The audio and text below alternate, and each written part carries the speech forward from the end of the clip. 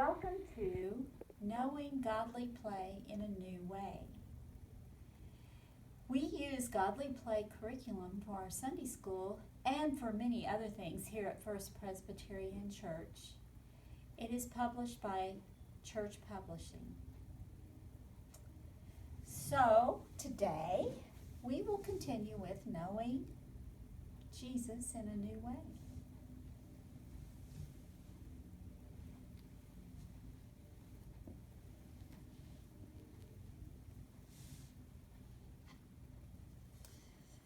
On the first Sunday of the Easter season, we remember how the women went to the tomb and it was empty.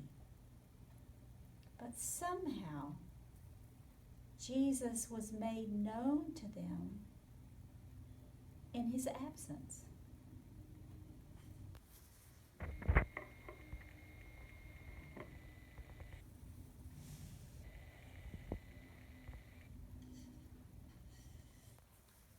And on the second Sunday of the Easter season, we remember how Jesus joined the two disciples walking to Emmaus, and how he was then made known to them in the breaking of the bread.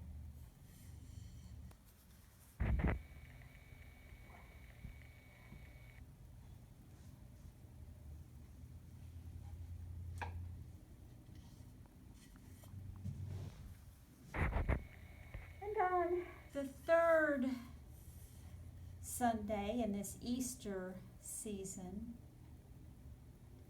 we remember one dark night in Jerusalem when the disciples were gathered in a room with the doors locked. They were afraid that the soldiers would come and take them as they had taken Jesus. Someone said, "Peace be with you." And they looked up, and it was Jesus. At first they thought he was a ghost, but he was talking to them. And he showed them his hands,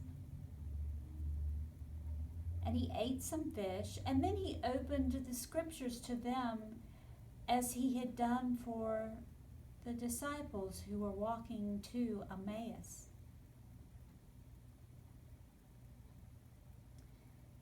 And finally he said, "Peace be with you again," and he was gone.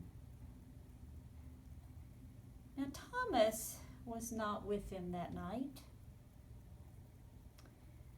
And the next day when the disciples told him what had happened, he did not believe them. He said, "Only when I can touch his wounds will I believe." But who wouldn't doubt? The disciples were stretching their minds, trying to know and understand Jesus in this new way. 8 days passed, and again they were gathered in a locked room. This time Thomas was with them. And someone said, "Peace be with you." And they looked, and it was Jesus. And this time he went straight to Thomas and held out his hand. He said, "Touch me." And all Thomas could do was fall to his knees and say, "My Lord and my God." Jesus looked at Thomas for a long time and said, "Now that you have seen, you believe." And then he looked around the room at the other disciples and said, "Blessed are those who have not seen and yet believe."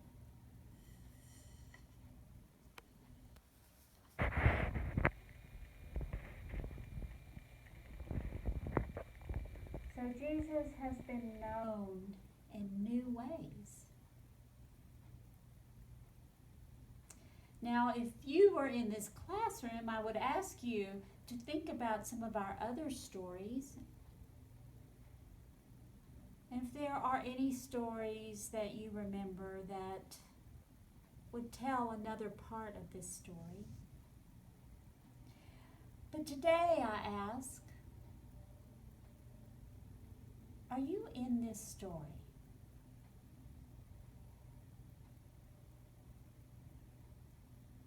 What is the most important one? I hope you will talk about that at home.